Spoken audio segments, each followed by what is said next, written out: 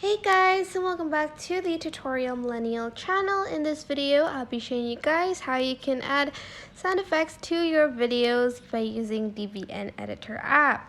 So open up a project, I've already done that, and just press tab to add music.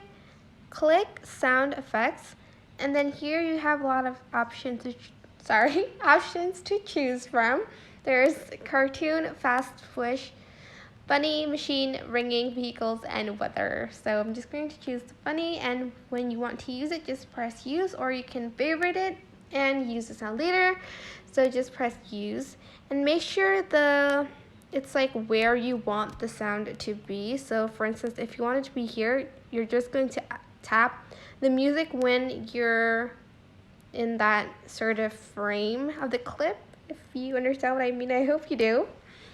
But that is basically it. I hope this tutorial was helpful for you guys. Don't forget to like, comment, share this video, and also subscribe to this channel if you haven't done that. If you have any questions, just leave it in the comment section down below, and I will try my best to answer them all. Thank you so much for watching. Bye!